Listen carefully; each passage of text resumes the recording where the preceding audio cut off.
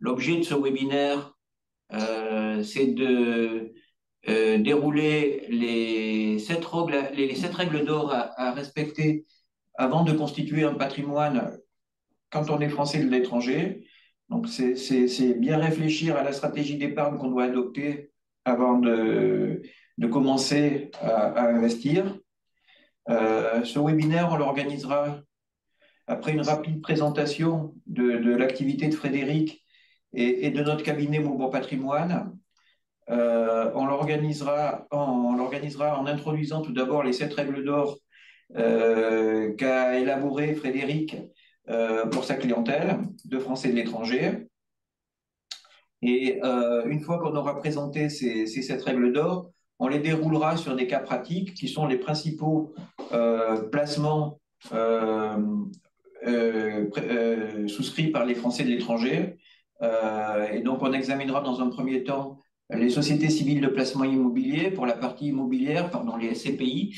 Dans une seconde partie, on vous présentera les placements financiers qu'on peut souscrire au travers de comptes titres.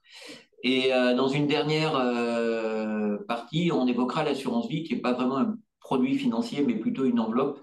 Et on vous expliquera les avantages d'utiliser l'outil luxembourgeois pour les contrats d'assurance vie. Et sur chaque thème, Frédéric nous apportera son éclairage juridico-fiscal, ce qui vous permettra de voir les contraintes qui peuvent se poser à vous en tant que Français de l'étranger. Donc, comme prévu, dans un premier temps, je vais laisser la parole à Frédéric qui va nous présenter son activité. Frédéric, bienvenue. Merci Patrick. Bonsoir à tous. Merci d'assister à ce webinaire. Donc moi, en fait, je suis basé au Maroc. Je suis un avocat spécialisé en fiscalité internationale et ça doit faire à peu près une vingtaine d'années que je suis au Maroc et à peu près une trentaine d'années en Afrique, puisque j'ai eu l'occasion d'ouvrir plusieurs cabinets d'avocats pour des très gros cabinets en Afrique centrale, au Cameroun, au Tchad, en Guinée équatoriale, et puis au Maghreb, au Maroc, en Algérie aussi. Et donc, j'ai l'habitude de travailler notamment avec des expats, comme on dit, en l'occurrence principalement donc des Français qui sont venus vivre en Afrique. Mais soit en Afrique ou autre, les problématiques, je dirais, restent les mêmes lorsque ces gens, lorsque vous souhaitez placer votre patrimoine, pas forcément dans votre pays de résidence, ailleurs, potentiellement en France, et on va se retrouver avec les mêmes options, les mêmes choix, les mêmes problématiques, quel que soit le pays dans lequel vous êtes, et c'est ce qu'on va essayer d'aborder ce soir avec nos amis. Merci Frédéric. À nous de nous présenter. On représente le cabinet Maubourg Patrimoine.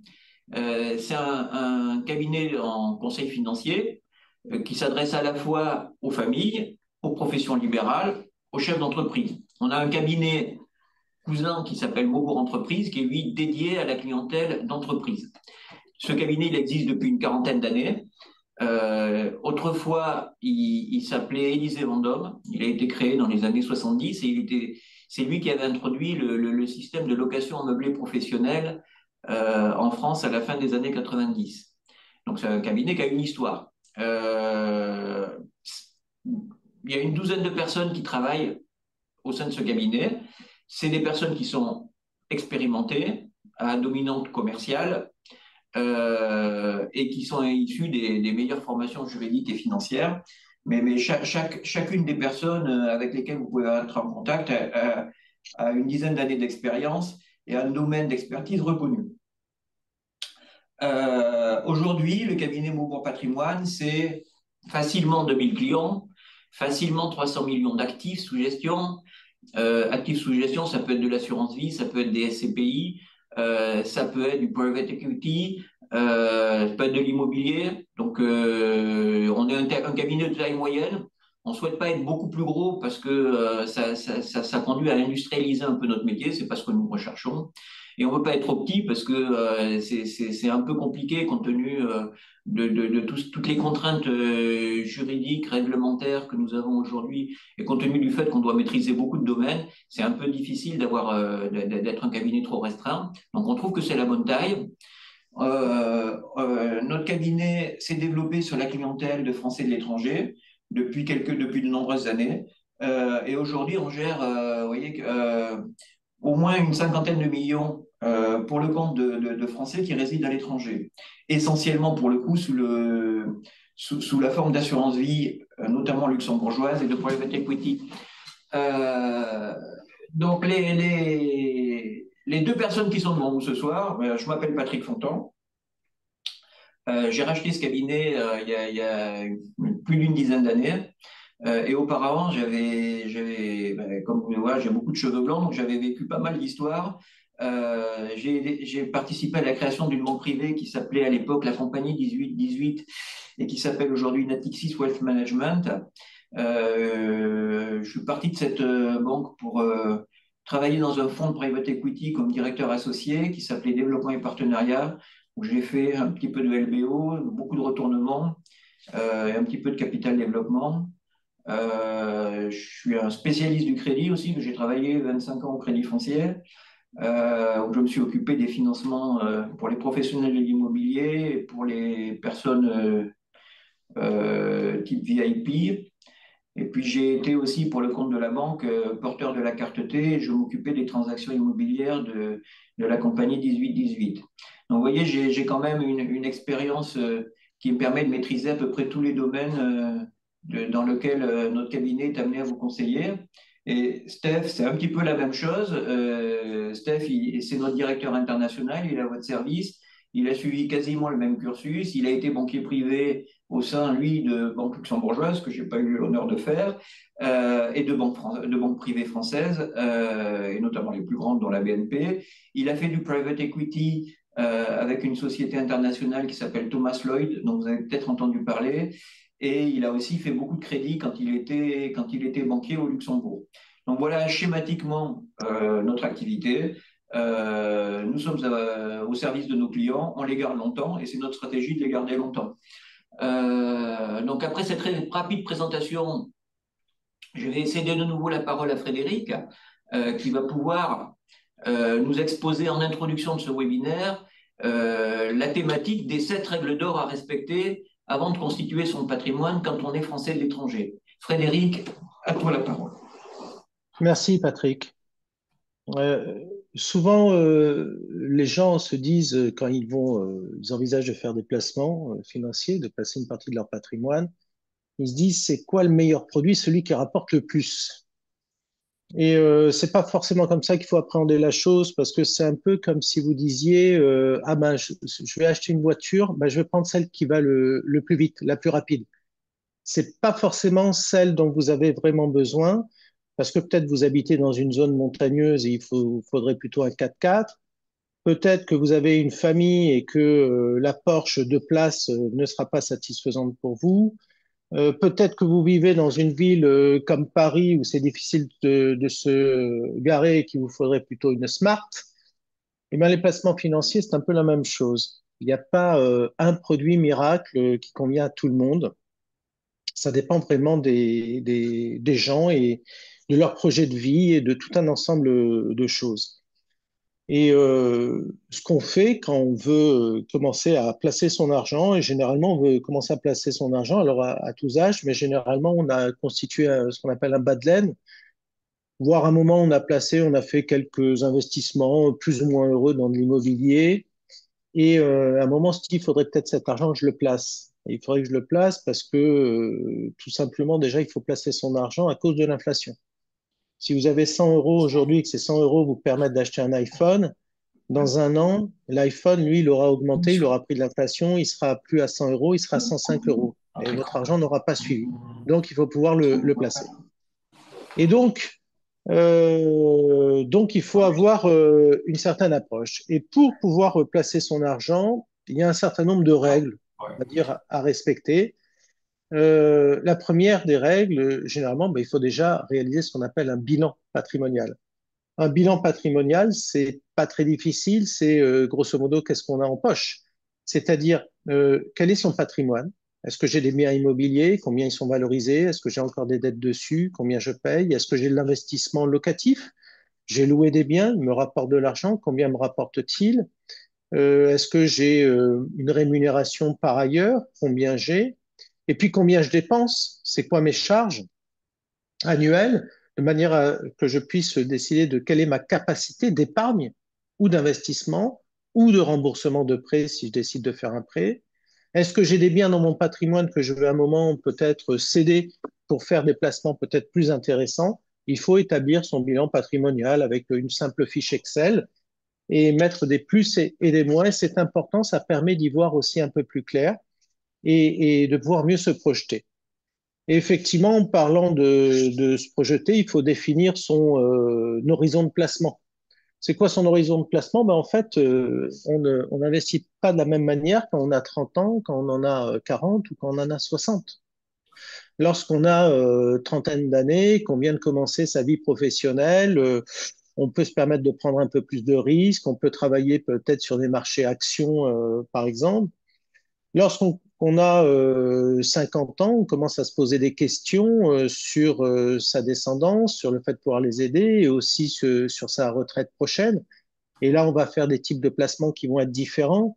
On va peut-être se dire que si on veut commencer à investir dans de l'immobilier à crédit, ça va bien prendre 12 ou 15 ans.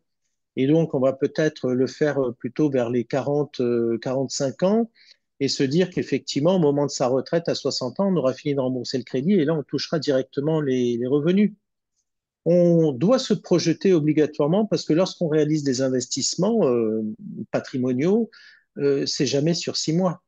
C'est toujours avec un court, moyen ou long terme. C'est toujours sur 2 ans, sur 5 ans ou sur 15 ans. Et c'est ça, son horizon de placement. C'est un moment de se dire, OK, si je place, quand est-ce que je veux espérer la plus-value? Quand est-ce que je souhaite percevoir des revenus dans le cadre de ma vie, de mon projet de vie? Si vous voulez avoir tout de suite des revenus et en même temps pouvoir redisposer de votre capital quand vous le souhaitez et avoir des gros rendements, vous risquez de devoir prendre beaucoup de risques parce que c'est comme ça. Les marchés financiers sont ainsi faits. Si vous voulez tout, vous devez supporter des risques. Il faut prendre peut-être de la crypto-monnaie et vous verrez que vous pourrez avoir tout, mais que vous pouvez aussi tout perdre. Donc ça aussi, c'est une manière d'approcher par rapport à son horizon de placement. Il y a aussi une autre règle qui tombe dans le bon sens, qui est simplement on ne met pas tous ses œufs dans le même panier. Vous n'allez pas tout mettre dans l'immobilier. Imaginons que vous mettiez tout dans l'immobilier parisien et que vous ayez une crise dans l'immobilier parisien. Ben là, vous avez un gros problème parce que ça peut durer pendant des années et vous risquez de perdre et vous n'aurez pas de plus-value. Au contraire, vous aurez des moins-values. Et si vous avez besoin d'argent, vous risquez d'avoir perdu une grosse partie de votre patrimoine. Vous ne mettrez pas tout non plus peut-être dans les marchés financiers. On voit la bourse, on voit ce qui se passe dans le monde d'aujourd'hui.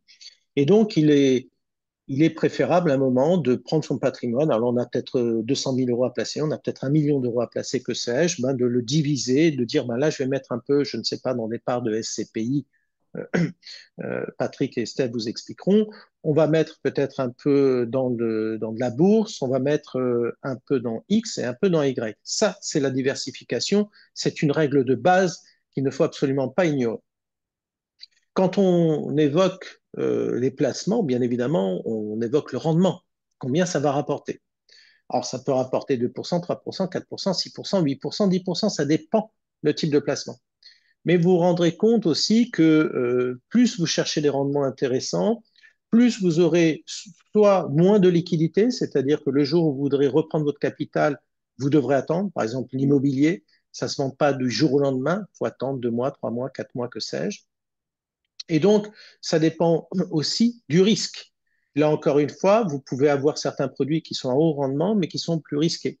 Et il y a des échelles de risque, qui sont d'ailleurs des échelles de risque définies dans le monde financier, sachant que le rendement, ça se calcule assez bêtement. Hein, c'est j'ai mis 100, combien ça me rapporte? Si ça me rapporte 5 dans l'année, ben en fait, mon rendement, il est de 5%. Et ça, c'est très important à déterminer. Vous vous rendrez compte que si vous faites de l'investissement immobilier locatif en France, dans des villes même comme Paris, sur des placements, je parle non saisonniers à long terme, ça vous rapportera, bon an, mal an, après impôt, peut-être du 2-3%. Si vous espérez avoir des revenus plus importants sur le placement de votre capital, ça ne sera peut-être pas le meilleur placement à faire. Vous aurez potentiellement une plus-value que vous pourrez espérer, mais peut-être dans 10 ou 15 ans. Si vous voulez des revenus immédiats, ça ne sera peut-être pas forcément le placement à faire. Donc, il faut calculer son rendement et ses risques.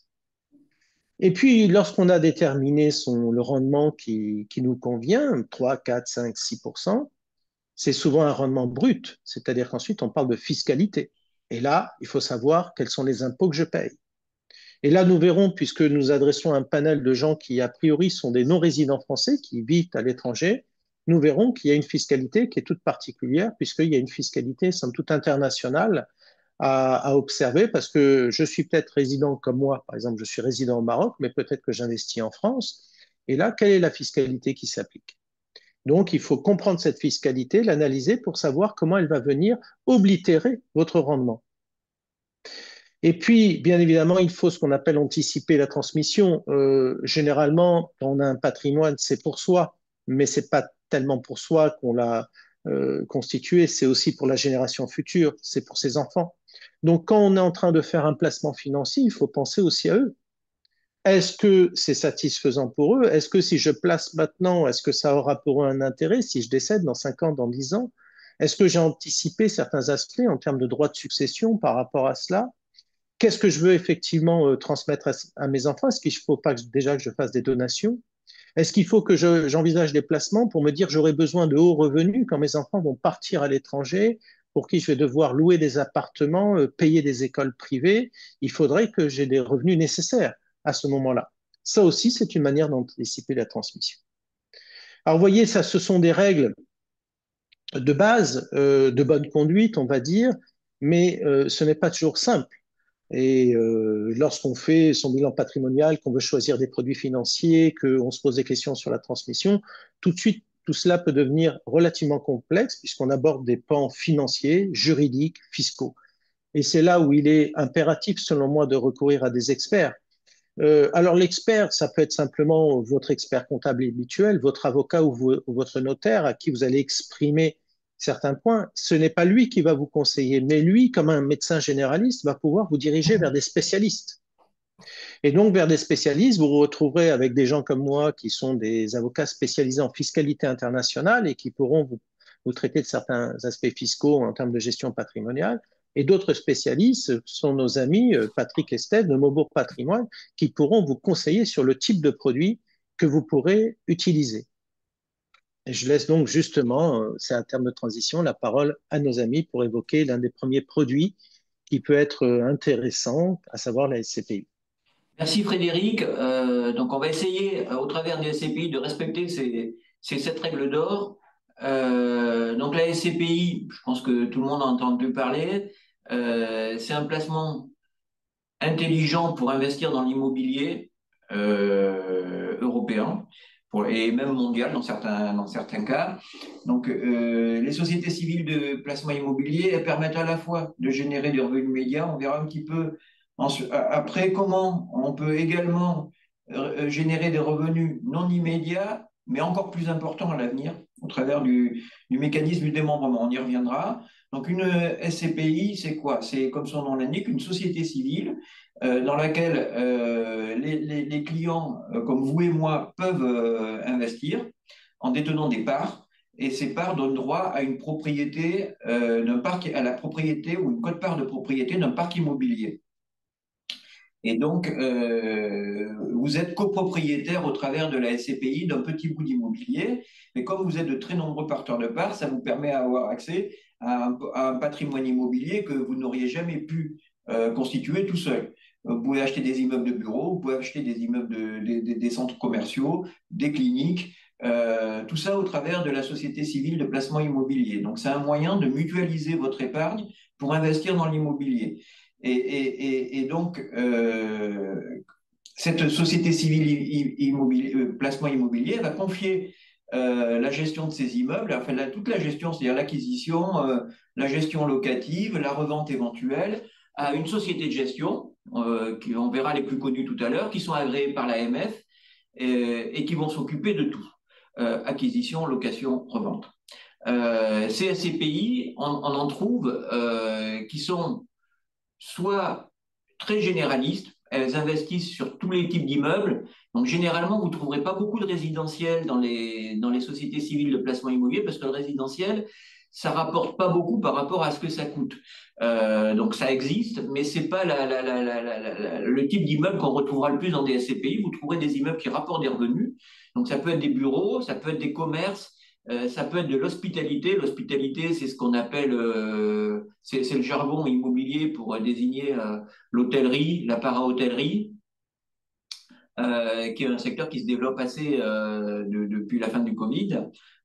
Et donc, chaque SCPI soit est spécialisé sur une classe d'actifs particulière, soit à l'intérieur de cette SCPI, on retrouvera toutes ces formes d'actifs.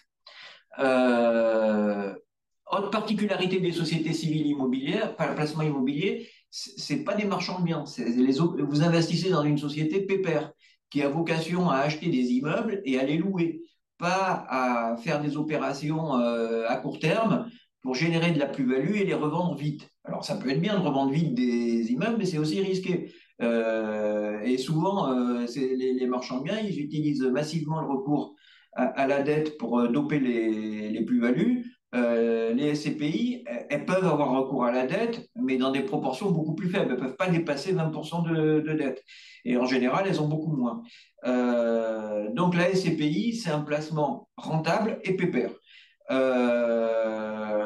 Dernière chose, c'est que depuis une dizaine d'années, jusqu'à à la fin des années 2000, on va dire, les SCPI investissaient essentiellement en France, dans toutes les classes d'actifs qu'on vient de décrire. Depuis en fait que Quorum a été créé, la société Quorum, dont vous avez certainement entendu parler, est une société qui a développé l'investissement en Europe, dans tous les pays d'Europe. Ils ont commencé par le Royaume-Uni, mais ils sont un petit peu partout aujourd'hui, et avec un patrimoine très diversifié et qui présente des avantages juridiques et fiscaux que décriront tout à l'heure Frédéric. Et Quorum a généré une espèce de mode, hein, quand même, qui fait qu'aujourd'hui, de nombreuses SCPI se sont développées en Europe, pas toujours avec la même réussite que Quorum, mais c'est une classe d'actifs c'est la classe d'actifs qui s'est le plus développée au sein des SCPI depuis 2010. Donc, la SCPI, elle est pépère, elle n'est pas beaucoup endettée, et les loyers qu'elle perçoit de ces immeubles, elle a vocation à les distribuer à ses porteurs de parts, donc à vous ou à moi. Les loyers en immobilier d'entreprise, ils sont plus importants qu'en immobilier résidentiel. On pouvait espérer comme ça avoir une rentabilité nette de frais de gestion qui est vraiment significative. Hein. Aujourd'hui, on trouve facilement du 5-6% de rentabilité nette avant fiscalité, dont parlera Frédéric tout à l'heure. Donc, c'est un type d'investissement qui vous permet d'avoir un couple rendement-risque qui est assez intéressant et historiquement élevé et sur lequel on a de la visibilité depuis 30 ans. Comment ça marche ensuite par rapport à l'évolution de la valeur du patrimoine immobilier? Donc les SCPI, elles ont l'obligation tous les 6 mois de faire réévaluer leur patrimoine immobilier par des experts indépendants. Donc ces experts vont déterminer ce qu'on appelle dans le jargon des SCPI une valeur de reconstitution. Et cette valeur de reconstitution, elle va servir à ajuster la valeur de votre part, généralement à la hausse, parce que l'immobilier, il a plutôt tendance à monter, tous les 6 mois ou tous les ans.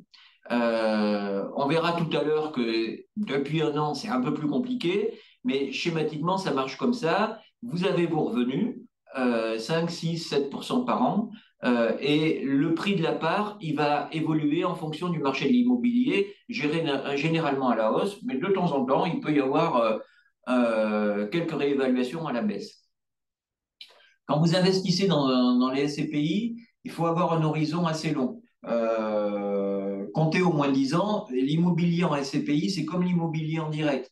si vous investissez pour revendre au bout de 2 ou 3 ans, compte tenu notamment des frais et du fait que ça n'a pas vocation à générer des fortes plus-values à court terme, vous ne serez pas gagnant. Donc nous, on vous recommande au moins d'une dizaine d'années. Il faut savoir que 90% des personnes qui souscrivent des SCPI les gardent plus de 30 ans. Le marché secondaire est assez faible par rapport aux encours. Donc la SCI, c'est un investissement pépère, mais pour le long terme. Donc nous, cabinet Beaumont Patrimoine, on connaît toutes les SCPI du marché, évidemment. On travaille avec toutes les grosses sociétés de gestion, ou les petites d'ailleurs. Je vous ai mis juste à titre illustratif celle dont on parle le plus aujourd'hui, pour diverses raisons. Corum, on en a parlé parce que c'est la première société de gestion qui s'est développée en Europe, avec une stratégie marketing assez forte, tout le monde connaît Corum, avec des résultats financiers qui sont tout à fait satisfaisants, tant en termes de distribution de revenus qu'évolution du prix de la part, et avec une philosophie qui est tournée vers le porteur de part. Ils ont vraiment dépoussiéré le marché de la SCPI. C'est pour ça qu'on travaille avec eux. On vous a parlé d'Imourante aussi.Imourante, c'est le vaisseau amiral de la SCPI, initialement centré sur l'immobilier commercial et qui s'est diversifié depuis une quinzaine d'années sur d'autres types d'actifs, qui s'est aussi diversifié en Europe. C'est la SCPI la plus connue, la plus historique. Elle est gérée par le groupe aussi de référence en matière de SCPI qui s'appelle Sofidy. C'est une SCPI qui rapporte aujourd'hui entre 4,5 et 5. Donc ça rapporte un petit peu moins que Quorum, mais le patrimoine est plus important et plus, on va dire, et plus stable. On vous a mis une autre société de gestion qui est nouvelle, qui s'appelle Altarea. Altarea, c'est la marque Cogedim, entre autres, hein, il y en a beaucoup d'autres. Et Altarea, il nous intéresse aujourd'hui parce que c'est un groupe qui maîtrise parfaitement l'immobilier. C'est le deuxième groupe immobilier en France derrière City. Il deviendra peut-être le premier dans pas longtemps. Et il profite du fait que le marché de l'immobilier est un tournant pour créer leur première SCPI. Et cette SCPI, elle va pouvoir acquérir des actifs qui arrivent sur le marché aujourd'hui. On verra tout à l'heure que c'est vraiment une période propice à l'investissement et à la création de nouvelles SCPI. Voilà pourquoi on vous les a mis un petit peu en avant. Bon, Activimo, c'est la SCPI à la mode parce qu'elle investit sur les locaux d'activité et que les locaux d'activité, et les entrepôts, ils ont été boostés par la pandémie. Donc c'est une SCPI qui a eu des gros rendements et une évolution de la valeur des parts qui a été aussi très rapide. Donc c'est une SCPI intéressante. Autre actif immobilier alternatif, c'est tout ce qui est santé. C'est très à la mode aussi, ça marche bien. Et la meilleure SCPI sur le marché, c'est une SCPI qui s'appelle Pierreval Santé. Pareil, excellent résultat, géré par une société de gestion qui s'appelle Eurial, avec laquelle on travaille depuis de nombreuses années. Donc, vous voyez, si vous faites appel à nos services, on vous orientera vers la SCPI qui correspond le mieux à vos besoins et aussi à vos envies. Donc voilà un petit peu pour les SCPI qui vous permettent d'obtenir des revenus immédiats. On a évoqué tout à l'heure la possibilité de reporter la perception de ces revenus au travers d'un mécanisme sur lequel pourra revenir tout à l'heure Frédéric, qui s'appelle le démembrement. Et donc le démembrement, ça implique que vous allez acheter une quote-part de la propriété qui s'appelle la nue propriété, et vous allez renoncer à percevoir, à jouir de votre part de SCPI pendant une durée dont vous allez convenir au moment où vous allez acquérir cette SCPI. Et donc, pendant cette durée où vous vous privez de revenus, un investisseur normalement institutionnel les encaissera à votre place. Donc, vous direz quel est l'intérêt d'acheter une part de SCPI et de ne pas en percevoir les revenus, c'est que vous allez acheter avec une décote. Et cette décote, elle peut être assez importante et elle génère un certain nombre d'avantages financiers, puisque vous achetez moins cher, et fiscaux, que décrira Frédéric tout à l'heure.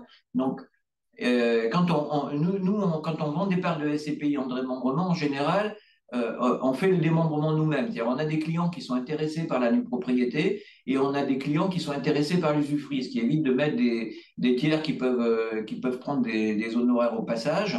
Donc, nous, ça nous permet de satisfaire à la fois le client du propriétaire et le client de l'usufruitier à moindre frais. En tant que nu propriétaire, vous êtes propriétaire sans percevoir les revenus, sans avoir la jouissance de votre part de SCPI pendant, on va dire, vous choisissez la durée, ça peut aller de 4 à 12 ans à peu près, mais vous achetez avec une décote qui peut aller jusqu'à facilement 30%. Donc, l'avantage, c'est que c'est moins cher. L'avantage, c'est que vous n'avez aucune contrainte pendant la période où vous êtes nu propriétaire. Vous n'avez aucune fiscalité. Et évidemment, par rapport à votre prix d'acquisition, votre rentabilité future, au terme de votre période de nue propriété, une fois que vous êtes devenu plein propriétaire, elle est complètement dopée. Et donc, ça peut être intéressant si vous avez, par exemple, le souhait de générer des revenus pour votre retraite, c'est un outil qui est vraiment idéal. Le démembrement, Frédéric reviendra rapidement aussi, c'est une technique qui permet d'optimiser la transmission de votre patrimoine et votre succession. Et évidemment, comme vous ne percevez pas les revenus, vous ne payerez pas d'impôt sur des revenus que vous ne percevez pas. Donc, on reviendra sur ces techniques de démembrement avec Frédéric. Juste pour finir sur les SCPI, vous avez pu lire dans la presse que les SCPI, c'est un peu compliqué en ce moment. Nous, on pense que c'est le moment d'investir. On ne le pensait pas il y a 2 ans, parce qu'on savait qu'il allait y avoir des difficultés. Mais on voit le bout du tunnel aujourd'hui. On va vous expliquer pourquoi. Qu'est-ce qui s'est passé depuis 2022 les banques centrales mondiales ont considérablement durci leur politique monétaire. Ça s'est traduit par une hausse des taux d'intérêt qui était forte, quasiment jamais vue depuis 50 ans, 40 ans. Et l'immobilier, notamment l'immobilier de bureau ou l'immobilier d'entreprise, c'est un immobilier qui dépend beaucoup des taux d'intérêt, comme d'ailleurs les autres actifs financiers.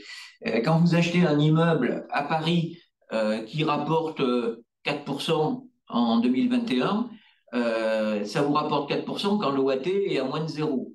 Donc vous achetez un immeuble qui vous rapporte 4% de plus que le taux sans risque. Quand vous l'achetez le même immeuble à la fin de l'année 2023, c'est-à-dire ces dernières semaines, l'OAT au mois d'octobre, elle était à 3,70. Donc si vous achetez avec la même rentabilité votre immeuble, vous allez avoir plus qu'une prime pour valoriser votre investissement de 0,30 par rapport au coût sans risque. Il vaut mieux faire autre chose. Donc qu'est-ce qui se passe? Les acheteurs d'immobilier demandent une rentabilité plus importante, et une rentabilité plus importante, ça implique mécaniquement une baisse de la valeur des immeubles. C'est exactement ce qui s'est produit en 2023. Donc les experts immobiliers, ils ont refait la revue des immeubles et ils ont constaté que les taux avaient monté, que les valeurs avaient baissé. Et comme les experts immobiliers ont fait ressortir des baisses de valeur, certaines SCPI, pas toutes, hein, mais certaines SCPI ont dû baisser la valeur de leur part. Donc, le rendement est le même, enfin, il n'est pas le même le rendement, mais les revenus locatifs perçus étaient les mêmes. Ça veut dire que quelque part, la rentabilité faciale par rapport à la nouvelle valeur a augmenté, mais le porteur de part ancienne n'a pas perdu puisque les loyers n'ont pas bougé, mais sa valeur faciale, elle s'est réduite. Autre chose, le marché des parts de SCPI est moins liquide qu'il a été. Il y a des SCPI qui sont même pas liquides du tout. Donc c'est quand même une période de stress aujourd'hui. C'est une période de stress sur la valeur des parts et sur les transmissions de parts. Donc ça, c'est ce que vous allez lire dans la presse encore pendant les prochaines semaines parce que c'est pas fini, parce que les prix de l'immobilier continuent à s'ajuster. Mais nous, on pense que ça va pas durer. Pourquoi on pense que ça ne va pas durer? D'abord parce que, comme je le disais tout à l'heure, les loyers, ils n'ont pas franchement dérapé. Les loyers, ils sont résistants. À Paris, ils sont même plutôt tout à fait stables. Donc, il n'y a pas de crise sur les loyers, contrairement aux années 90, où là, c'était vraiment compliqué sur les flux. Là, c'est un problème de taux, pas un problème de flux. Et qu'est-ce qu'on constate aujourd'hui sur les marchés depuis 2 mois? C'est que les taux longs, cette hausse des taux longs qui avait tellement fait mal au marché immobilier, elle amorce sa décrue. L'OAT qui était monté jusqu'à 3,80 au début du mois de novembre, aujourd'hui elle est à 2,80 à peu près. Donc les taux longs, ils ont déjà perdu 1%. Les banques centrales, tous les experts s'accordent à dire qu'il va y avoir plusieurs baisses des taux directeurs en 2024.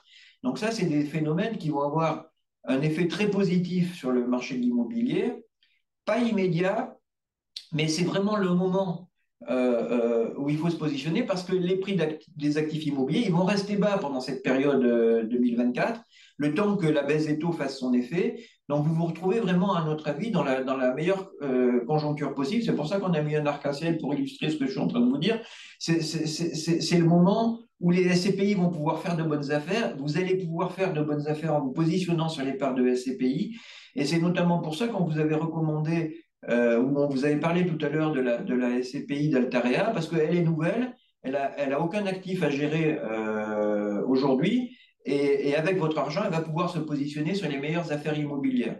Et Corum en Europe, eux, ils ont particulièrement bien géré la crise qu'on a connue, hein, parce que c'était quand même une espèce de crise, et ils sont aussi très bien placés, avec beaucoup de liquidités, pour investir sur tous les marchés européens dans des conditions très favorables.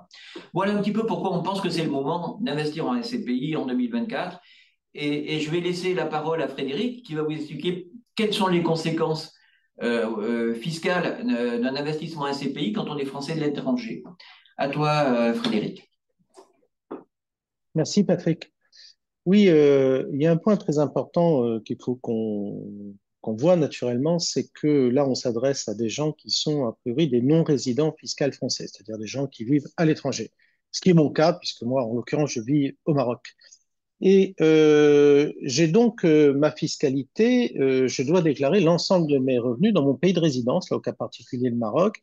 Et là-dessus, je dois subir naturellement une imposition qui sera l'imposition marocaine, eu égard à des revenus que je vais percevoir hors du Maroc. En l'occurrence, probablement, prenons ce cas des SCPI, sur des revenus de SCPI françaises. Et là, bien évidemment, entre en jeu ce qu'on appelle les conventions fiscales de non-double imposition. Les États se sont entendus entre eux pour éviter que les contribuables ne soient fiscalisés deux fois. Donc, bien évidemment, la première chose à faire, c'est de regarder si votre pays de résidence a une convention fiscale avec la France. C'est très probablement le cas, car la France est un pays extrêmement conventionné. Et donc, vous avez probablement une convention fiscale entre votre pays de résidence et la France et qui va déterminer où se situe l'impôt et où vous devez payer l'impôt sur vos revenus. S'agissant de revenus fonciers, ce sont des revenus immobiliers, que ce soit des plus-values ou des revenus fonciers, l'impôt s'impute, se paye dans le pays où se situe le bien immeuble. Si par exemple, je reprends mon exemple, si par exemple je suis résident au Maroc et que j'investis dans un bien immobilier en France et que je perçois des revenus locatifs, je serai imposé en France et en France uniquement parce que c'est ce que me dit la convention fiscale entre le Maroc et la France au cas particulier. Je vais donc payer des impôts en France, je vais revenir sur ce type de fiscalité spécifique qu'on a quand on est non résident de France, mais je vais devoir quand même déclarer ces revenus dans mon pays de résidence, le Maroc. Et donc, quand je déclare ces revenus, je ne suis pas imposé dessus, mais potentiellement, selon le pays, c'est le cas pour le Maroc, ça pourrait être le cas dans d'autres pays, ce revenu étranger, même si je ne suis pas imposé dessus, j'ai l'obligation de le déclarer dans mon pays de résidence, et cela risque potentiellement d'augmenter mon taux d'imposition effectif. Vous savez que généralement, l'impôt sur le revenu, c'est un barème progressif. Quand je suis à X, je ne paye que 10%. Quand je suis à X plus, je paye 12%, 15%, 30%, etc. Donc, j'ai un taux d'imposition. Ce taux d'imposition, si par exemple j'ai des revenus dans mon pays de résidence de 100 et qui m'amènent un taux d'imposition à 10, peut-être qu'en incorporant mes revenus fonciers, les revenus de SCPI, je vais faire gonfler mon assiette et je vais augmenter mon taux, je vais passer de 10 à 15 par exemple. Ces 15-là, je ne vais pas payer sur les revenus fonciers, puisque ceux-ci sont imposables uniquement en France, mais je vais cette fois-ci payer 15% sur la totalité de mes revenus autres, ceux que j'ai par exemple dans mon pays de résidence. Bien, ça c'est l'implication dans son pays de résidence. Qu'en est-il de l'impôt français au cas particulier, puisqu'on est en train de parler de sociétés françaises qui vous distribuent des revenus? Au cas particulier, donc, ce sont des revenus fonciers. Lorsqu'on est non-résident en France, il se passe deux choses. La première chose, c'est qu'on est soumis à des taux d'imposition forfaitaires, 20% ou 30%. On touche moins de 27 000 euros dans l'année, on reste sur la barre des 20% d'imposition forfaitaire. Lorsqu'on les dépasse, on passe à la barre des 30%. Ça, c'est un impôt sur le revenu. C'est-à-dire que lorsque je tire mes revenus fonciers de SCPI, qui dans certains cas peuvent bénéficier déjà d'une certaine fiscalité propre à la France, comme le microfoncier, etc. Ce n'est pas le cas pour tout dans les SCPI, je n'entre pas dans le détail pour l'instant. Eh bien, après que j'ai subi des abattements éventuels divers et variés, je vais payer 20% ou 30%. J'ai la possibilité, en tant que non-résident, de faire une démarche auprès de l'administration fiscale française si j'estime que si je prends la totalité de mes revenus que j'ai dans mon pays de résidence, des revenus que je pourrais avoir dans un autre pays, et ces revenus-là de source française, et que je les incorporais en totalité dans ma déclaration de revenus en France, comme si j'étais fiscalisé en France, si je me rends compte en faisant cet exercice que, en fin de compte, je ne serai pas à 20%, mais peut-être qu'à 10 ou 12%, je peux en faire état auprès de l'administration fiscale française et à ce moment-là, je ne subis pas mon impôt forfaitaire de 20%, je ne subis que l'impôt réel que j'ai pu calculer de 10%, 12% ou 15%. Ça semble compliqué, mais c'est assez aisé à faire, puisqu'en fait, l'administration fiscale française l'a déjà programmé lorsque vous rentrez dans votre espace particulier pour faire votre déclaration de revenus pour vos revenus de source française. Vous avez la possibilité de faire cette simulation-là, et ce qui vous permet de définir effectivement le bon taux. Ça, c'est un premier type d'imposition, c'est l'impôt sur le revenu. Mais il y a un deuxième impôt, qui sont les prélèvements sociaux, qui sont devenus pour moi véritablement un impôt maintenant de nos jours, qui sont la CSG, la CRDS, qui s'élèvent à 17,2%. 17,2%, ça s'applique lorsqu'on est non-résident sur les revenus fonciers, sur les revenus immobiliers uniquement. Et uniquement si on est résident dans un pays autre que l'Union européenne. Si, comme moi, vous êtes résident au Maroc, vous percevez des revenus fonciers, des revenus de SCPI, vous allez subir une imposition, peut-être donc de 20% ou moins, mais vous allez subir également de la CAG et de la CRDS à 17,2. Si vous êtes par contre résident dans un pays européen et que vous cotisez un régime de sécurité sociale de ce pays-là, à ce moment-là, vous ne subirez pas ces prélèvements sociaux de 17,2%. Il y a un intérêt dans ces SCPI à choisir des SCPI. Patrick a évoqué la SCPI Quorum, qui était une des premières à investir à l'étranger, de choisir justement, lorsqu'on est non-résident fiscal de France, de choisir des SCPI qui n'investissent pas en France, mais qui investissent à l'étranger. Pour deux raisons très importantes. La première, c'est que là encore, les conventions fiscales jouent, et comme je vous le disais, c'est dans le pays où se situe le bien immobilier qu'on paye l'impôt foncier. Donc lorsque la SCPI investit en Allemagne, en Angleterre, etc., elle paye les impôts non pas en France, mais elle paye les impôts dans ces pays-là. Vous, qui n'êtes pas résident fiscal de France, lorsque vous percevez ces revenus-là sont des revenus fonciers qui ne sont pas des revenus fonciers de France, qui sont revenus fonciers à l'étranger. Et de ce fait-là, vous ne supportez pas la CSG ni la CRDS. Ce qui fait que, somme toute, sur la majeure partie des revenus que va vous percer la SCPI, vous ne serez quasiment pas imposé ou très très peu. C'est pour ça qu'il est intéressant de l'envisager, de passer, si vous passez par de la SCPI, vous pouvez faire un panachage bien sûr, mais c'est fiscalement plus intéressant d'investir sur une SCPI qui va investir elle-même à l'étranger lorsqu'on est non résident. Merci Frédéric, c'était Voilà. très clair. J'espère que ça est très instructif pour nos auditeurs.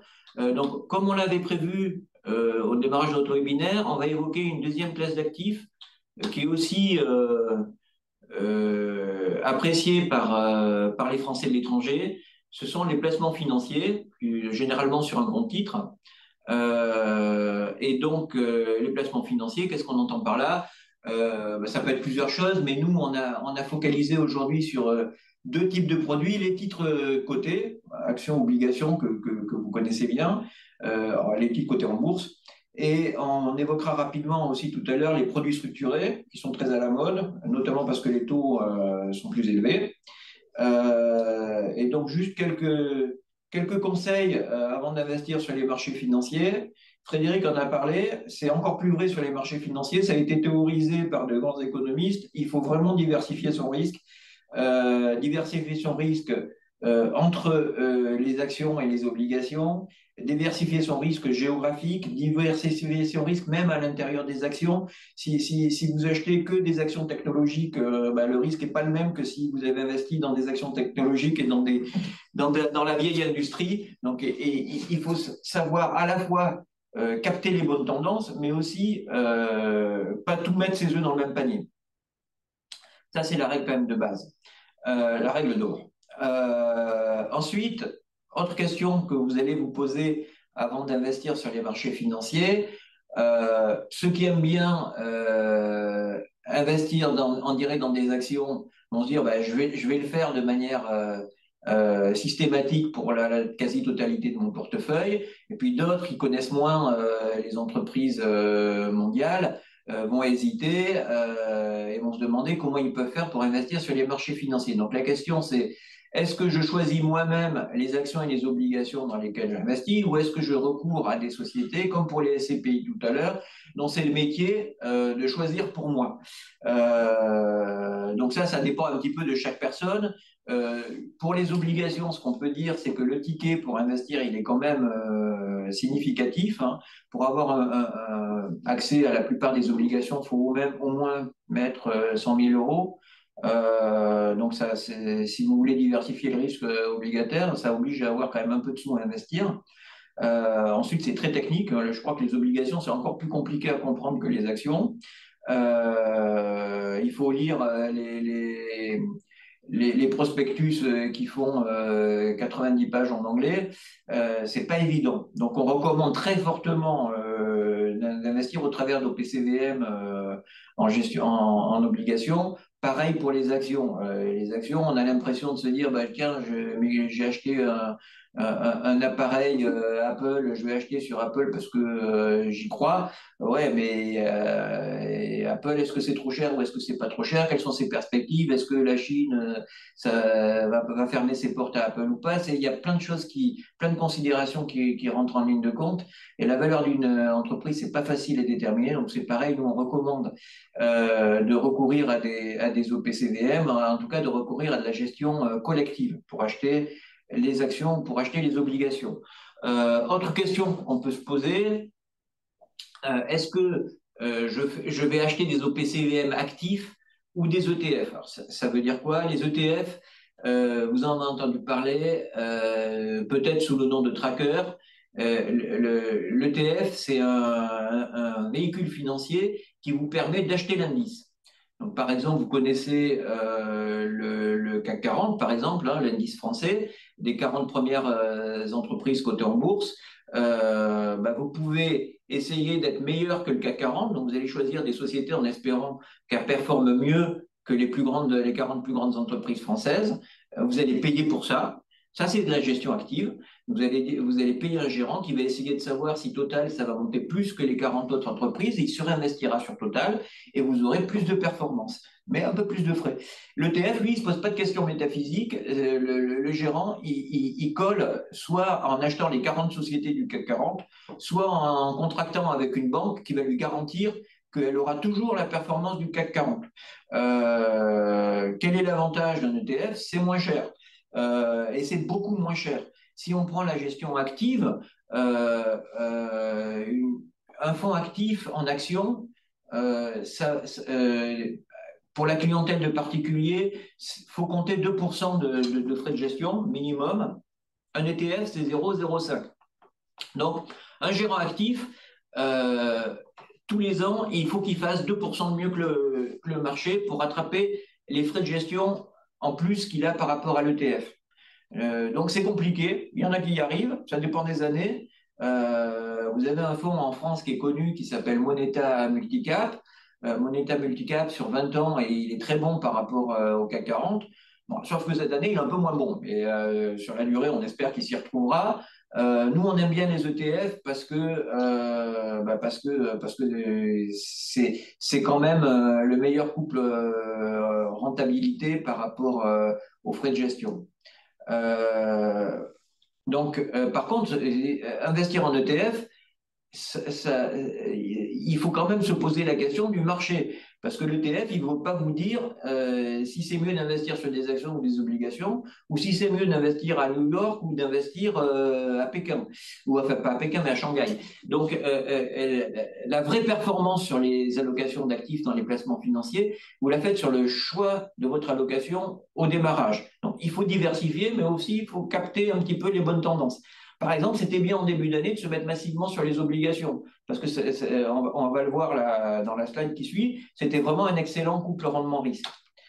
Donc, pour continuer sur les placements financiers, nous, on trouve que c'est un bon moment pour investir, même s'il faut faire attention parce qu'il y a beaucoup de valeurs qui sont chères aujourd'hui. Pourquoi c'est un bon moment? Parce que les taux d'intérêt, on l'a expliqué tout à l'heure pour l'immobilier, mais c'est pareil pour le financier. Ils ont connu une hausse historiquement élevée en 2022. En 2023, ça a été compliqué parce que les banques centrales ont continué à durcir leur politique monétaire. Les marchés obligataires, eux, ils ont été volatiles durant cette période avec un très mauvais trimestre du mois d'août jusqu'à la fin du mois d'octobre. Depuis, ça va mieux. Donc, il y a des actions qui sont devenues plus chères parce que la bourse, elle est euphorique depuis le début du mois de novembre, notamment parce que les taux obligataires se sont détendus. Nous, on pense que même en action, il y a vraiment des classes d'actifs qui sont pas chères aujourd'hui. On aime bien les pays émergents parce que les pays émergents, ça devrait bénéficier de la détente de la politique monétaire américaine. Ils n'aiment pas le dollar fort, les pays émergents. La Chine, on trouve que c'est pas à la mode aujourd'hui pour plein de raisons et c'est un peu justifié que ce soit pas à la mode, mais les actions chinoises, elles sont particulièrement pas chères et l'industrie chinoise, elle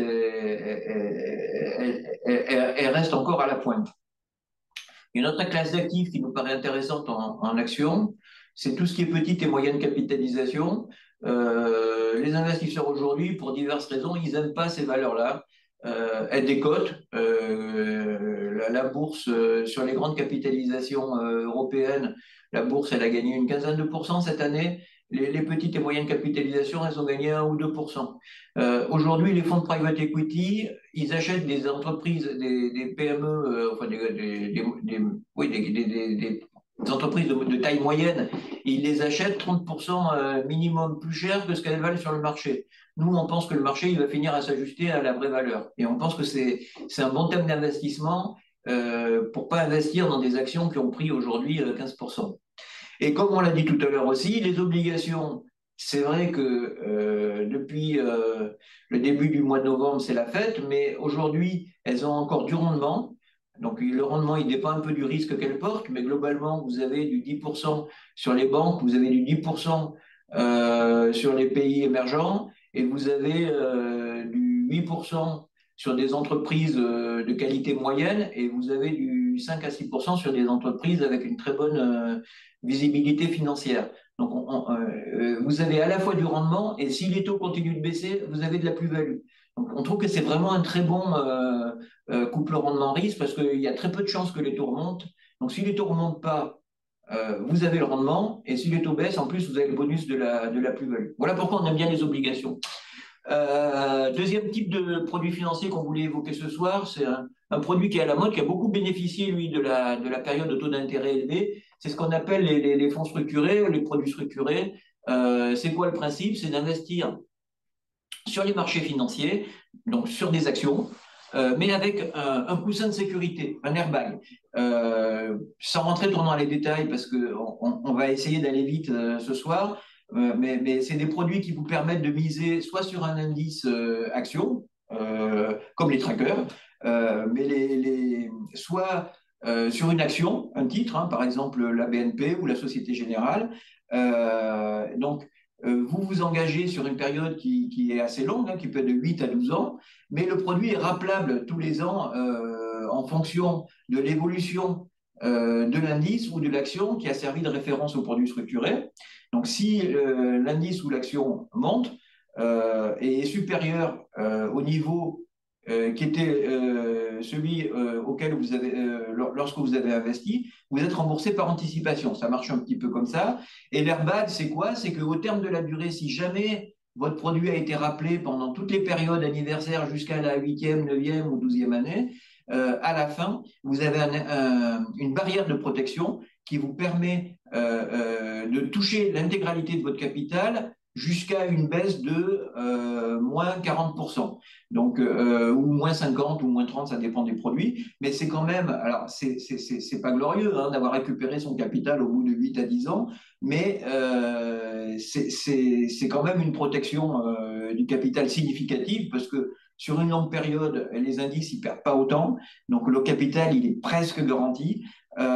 Et la récompense, si le produit est remboursé par anticipation ou si il a gagné par rapport à son indice de référence à la fin, eh ben, vous avez des coupons qui peuvent aller de 8 à 12 ou 13%. Donc c'est quand même un produit rémunérateur parce que si vous additionnez 8 à 13% tous les ans pendant 10 ans, ça fait quand même pas mal de coupons. Donc c'est un bon compromis, ça marche bien pour les clients qui n'ont pas envie d'être complètement investis sur les marchés financiers, qui ont un petit peu peur de la volatilité et qui veulent avoir des coussins de sécurité. Je ne rentrerai pas dans les détails. Il y a eu une génération de produits structurés qui est en train de connaître ces derniers jours, qui permettait de garantir complètement le coupon, garantir complètement le capital avec des rémunérations qui pouvaient aller jusqu'à 6%. Malheureusement, la baisse des taux, elle est en train de mettre un terme à ces produits. C'est quasiment terminé. Et à la fin de l'année, c'est des produits qui ne seront plus proposés par les banques émettrices. Voilà un petit peu les produits structurés. Moi, j'ai été un petit peu technique. Je ne vous recommande pas tous les termes qui sont écrits là. Il faudrait qu'on vous en parle plus en détail pour qu'on ait le temps de vous préciser comment ça fonctionne. On aime bien les produits structurés, nos clients aussi. Je vais placer la parole à Frédéric après vous avoir présenté brièvement ces deux types de placements financiers. Frédéric, quels impôts nos Français de l'étranger ils vont payer sur ces placements? Alors, il y a un point très important sur ce qui est le placement financier. Il y a deux aspects. Il y a ce qu'on appelle le revenu et ce qu'on appelle le gain en capital. Quand j'achète une action, quand j'achète une obligation, je vais percevoir un revenu puisque l'action va me distribuer des dividendes et que l'obligation va me distribuer des intérêts, un revenu obligataire. Mais je peux à un moment la vendre. Et lorsque je vais la vendre, lorsque je vais vendre l'action, là, je vais vendre l'obligation. Si je la vends bien, je vais réaliser ce qu'on appelle une plus-value. Et là, je vais être imposé au niveau du gain en capital de la plus-value. Je vous avais parlé des conventions fiscales internationales de non-double imposition. La plupart des conventions fiscales internationales de non-double imposition sont établies sur le même modèle qu'on appelle le modèle OCDE. Et au titre de ce modèle-là, généralement, le gain en capital, c'est-à-dire la plus-value, elle est imposée dans le pays de résidence du bénéficiaire. C'est-à-dire qu'on a le pays de la source, là, d'où provient le revenu. On va considérer que, par exemple, on a acheté des actions Société Générale et que donc l'émetteur est un émetteur français, donc le pays de la source, c'est la France. Et on a le pays du bénéficiaire, c'est là où vous vivez. Si je reprends mon exemple, moi je vis au Maroc, je prends des actions de la Société Générale, qui est un établissement français, un émetteur français. Si je vends cette action et que je réalise une plus-value, je ne vais être imposé uniquement au Maroc. Et là, il faut que je regarde ma fiscalité marocaine pour qu'elle me dise à combien je suis imposé lorsque je vends des actions. En l'occurrence, au Maroc, c'est 20% sur la plus-value. Et puis, j'ai des revenus. Les revenus, ce sont mes dividendes de cette action, par exemple. Et là, dans la convention fiscale, il n'est pas rare que l'imposition soit partagée entre les deux pays.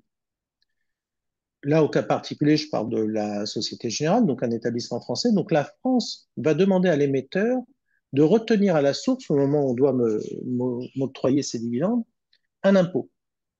Et cet impôt, ça va être retenu à la source avec un certain pourcentage qui sera décidé dans le pays.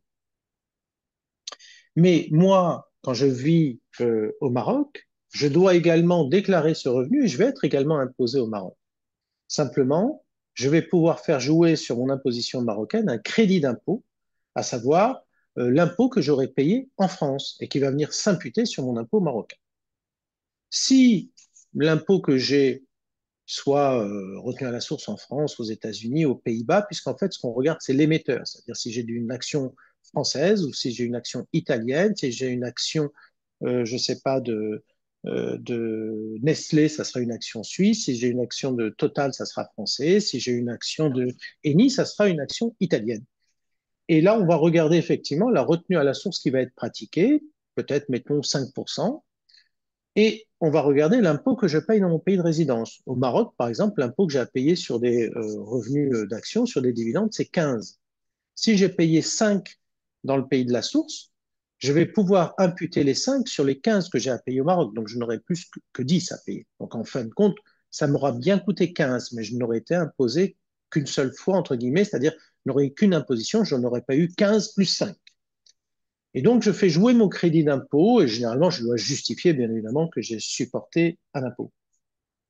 Là, on a un impôt, mais on peut avoir également de la CSG, CRDS, et on ne l'a pas au cas particulier lorsqu'on est non résident fiscal de France. La CSG, CRDS ne s'appliquera, je parle là de revenus d'action française, par exemple, ne s'appliquera pas si je suis non résident. Et là, il faut faire valoir donc auprès de son établissement payeur, sa banque qui gère le compte titre, le fait qu'effectivement, vous êtes non résident fiscal de France, donc vous ne devez pas supporter la CSG-CRDS. Sinon, la retenue à la source en France sera de 30%.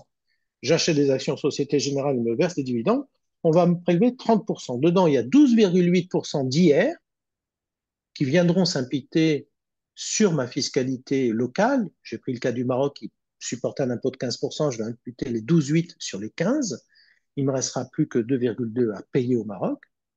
Mais pour ne pas subir les 17,2% de CSG-CRDS qui sont inclus dans cette retenue à la source de 30%, je vais faire valoir à mon émetteur que, effectivement, je suis non résident fiscal de manière à ce que je ne supporte pas les 17,2. Donc voilà généralement le mécanisme qu'on doit utiliser et on doit surtout tenir compte de quel est le pays de l'émetteur au cas particulier pour déterminer la fiscalité. Très bien, Frédéric, c'était très clair. Merci. Donc, on a évoqué la SCPI, on a évoqué les placements financiers qui peuvent être, qui sont en général logés dans des comptes titres. Il y a un produit qui est apprécié pour diverses raisons par les Français qui vivent à l'étranger. C'est l'assurance vie. C'est pas un produit financier, c'est une enveloppe qui sert à mettre des produits financiers. Mais cette enveloppe, elle présente pas mal d'avantages et Steph va nous expliquer un petit peu pourquoi. Effectivement. Alors, l'assurance vie, c'est peut-être l'un des contrats les plus souscrits en France. C'est un contrat qui a énormément de succès parce que, comme le disait Patrick, l'assurance vie présente beaucoup d'avantages. Alors, il y a des avantages en termes de transmission. C'est un contrat qui, de droit, est considéré comme hors succession. C'est-à-dire que c'est un contrat qui ne rentre pas dans votre actif successoral en cas de décès, mais ça, Frédéric reviendra là-dessus dans les détails.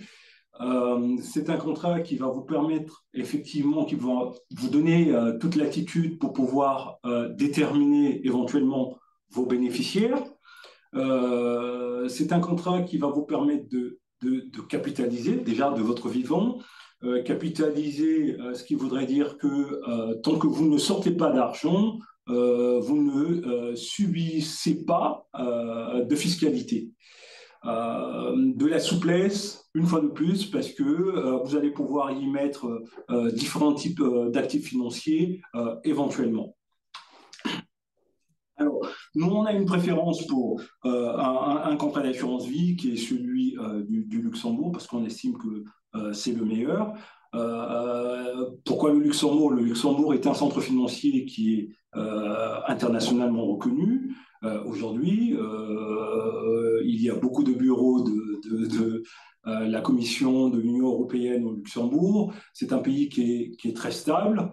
C'est une des premières places financières en termes de création de fonds aujourd'hui en Europe, peut-être même sur le plan mondial.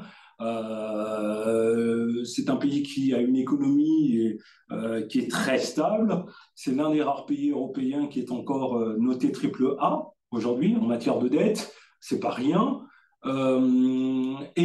C'est un pays qui a su mettre en place une réglementation qui permet d'apporter une sécurité maximum aux souscripteurs de contrats d'assurance vie.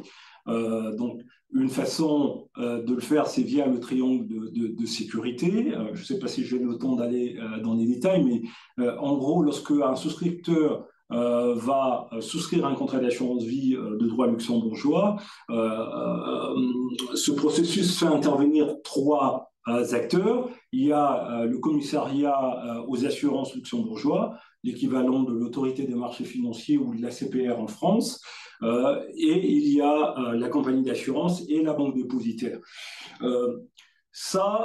C'est une sécurité importante parce que votre police d'assurance, vous la souscrivez auprès d'une compagnie d'assurance qui, elle, va aller déposer vos actifs auprès d'une banque.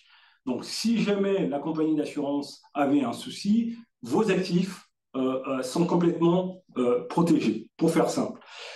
Il n'y a pas de limitation en termes de garantie comme on pourrait l'avoir en France en matière d'assurance ou de détention d'actifs financiers au Luxembourg. Cette garantie est illimitée. J'ai 1 million, je suis protégé sur 1 million.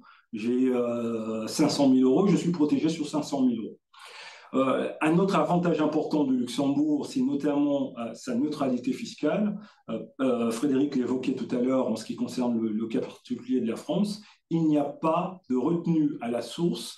La seule fiscalité qui va compter, c'est celle de votre pays de résidence. Encore un élément important, c'est que le contrat d'assurance vie de droit luxembourgeois va vous donner la possibilité de pouvoir investir sur quasiment tout type d'actifs financiers en fonction de votre fortune financière. Alors, cet investissement au sein du contrat luxembourgeois peut se faire à travers, sous différentes formes en fait. On peut investir directement en allant chercher des fonds externes. On peut le faire via un fonds interne dédié. Là, on est dans la gestion individualisée. Ça nécessite un ticket d'entrée minimum d'un certain niveau. Là, vous allez en fait demander à une société de gestion qui, en fonction de votre profil de risque et de votre horizon d'investissement, va pouvoir mettre en place, investir votre argent. Si vous souhaitez garder la main, il y a une autre façon de le faire. Ça peut se faire via un fonds d'assurance spécialisé, un FAS. C'est le dernier né des véhicules dans le cadre du contrat d'assurance vie luxembourgeois. Et donc là, soit vous décidez vous-même d'avoir la main, donc de prendre les décisions de gestion, de dire je veux investir sur tel ou tel actif, soit vous faites appel à des maisons comme le nôtre pour vous conseiller, pour prendre la main pour vous et investir à votre place. Donc, le FID et le FAS, là, c'est de la gestion complètement individualisée qui va nécessiter des tickets d'entrée d'un certain montant. Sinon, la manière la plus simple de le faire également, c'est via des FIC, des fonds d'investissement collectif. Là, c'est de la gestion collective, comme le dit le nom. C'est plusieurs souscripteurs qui mettent des tickets ensemble et qui ont la même stratégie d'investissement. Bon, Frédéric, donc Steph nous a décrit l'enveloppe fiscale qu'est l'assurance vie, mais quelle fiscalité sur cette enveloppe fiscale? En fait, l'assurance vie, c'est un produit très particulier parce que l'assurance vie, ce n'est qu'une enveloppe juridique. Donc, on peut effectivement prendre des contrats d'assurance vie. On choisit le Luxembourg pour les raisons qu'a évoquées Steph, parce que ce sont des contrats qui sont beaucoup plus protégés dans la réglementation luxembourgeoise que ça n'est dans la réglementation française. La personne qui souscrit est beaucoup plus protégée, son argent est beaucoup plus protégé. C'est pour ça qu'on choisit le Luxembourg. Et on choisit aussi le Luxembourg parce que il n'y a pas de retenue à la source, à la sortie, alors qu'en France, il y aura une retenue à la source sur des contrats d'assurance vie. Et donc, c'est important lorsqu'on s'adresse notamment à des non-résidents qui représentent le panel qui est face à nous, et tout simplement parce que à ce moment-là, tout dépendra uniquement de la fiscalité de leur pays de résidence. Le contrat d'assurance vie luxembourgeois, on dit qu'il suit la fiscalité de son titulaire. Et donc, tout dépendra de la fiscalité de son pays de résidence. Et là, ça peut être divers et varié, puisqu'on a bien compris que dans un contrat d'assurance vie, on pouvait y mettre ce qu'on voulait. On peut mettre des actions, on peut mettre des obligations, on peut mettre des parts de SCPI, on peut mettre 10 000 choses diverses et variées, puisque c'est simplement une enveloppe juridique. Et donc, il y a un traitement qui est particulier. Généralement, quand vous avez souscrit un contrat d'assurance vie, c'est votre propre argent que vous avez mis. Et à un moment, cet argent, selon les placements que vous aurez faits au sein de ce contrat d'assurance vie, va vous rapporter des intérêts. Lorsque vous décidez, par exemple, de reprendre une partie de votre argent, parce que vous en avez besoin, vous avez décidé d'acheter une maison ou de payer les études du petit dernier, que sais-je, vous allez procéder à ce qu'on appelle un rachat partiel. Vous n'êtes pas obligé de reprendre la totalité des fonds que vous avez placés. Quand vous allez faire ce rachat partiel ou total, vous allez avoir naturellement une partie qui correspond à l'argent que vous avez mis, c'est un remboursement, et donc là-dessus, on n'est pas imposé, et une partie qui correspond aux intérêts que vous a fait gagner cet argent que vous avez placé. Et lui, par contre, cette part intérêt, cette part-là, est soumise à impôt dans votre pays de résidence. Généralement, c'est l'assureur qui vous dit, voilà, monsieur, vous aviez un contrat de 500 000 euros, vous avez décidé de racheter 100 000 euros au bout de 3 ans. Dans ces 100 000 euros, vous avez 10 000 euros d'intérêt, 90 000 euros de remboursement de capital. Et c'est là où vous devez vous interroger sur la fiscalité dans votre pays de résidence pour dire, OK, j'ai fait un rachat partiel d'assurance vie, comment est-ce que c'est traité dans mon pays de résidence? Comment la part intérêt est-elle traitée? Souvent, c'est traité selon le barème progressif de l'impôt sur le revenu. Ça, c'est le rachat. Mais ensuite se pose le cas de la succession. Quand on souscrit un contrat d'assurance vie, on le constitue également parce qu'on envisage à un moment de pouvoir, en cas de décès, le transmettre à ses héritiers. Et là, encore une fois, il faut savoir comment c'est appréhendé dans le pays de résidence. Dans ce pays de résidence, là, peut-être qu'effectivement, il n'y a pas de droit de succession. C'est le cas, par exemple, sur le Maroc. Peut-être que dans un autre pays, il peut y avoir. Il faut savoir si ce contrat d'assurance vie, sur lequel normalement vous avez une exonération, mais qui est prévue, par exemple, dans certains pays, comme par exemple la France ou autre, si dans le pays de résidence où vous êtes, vous avez une fiscalité qui peut s'appliquer. Dans le contrat d'assurance vie, il n'y a pas une règle globale à déterminer, ça dépend beaucoup plus du pays de résidence dans lequel on se situe. Très bien, Frédéric. Je crois qu'on a un petit peu dérapé par rapport on a même beaucoup dérapé par rapport à l'horaire qu'on s'était fixé. Je pense que le plus simple, plutôt que de rentrer dans un système de questions-réponses alors qu'il commence à se faire tard, le plus simple, c'est que nous vous envoyons les supports de présentation que nous vous avons commentés. Et pour toute précision, vous pouvez rapprocher de Frédéric dont les coordonnées figurent sur ces slides et de Steph qui pourra aussi vous apporter toute la précision, toutes les précisions voulues sur les produits. Étant précisé aussi que on mettra à votre disposition le replay de ce webinaire.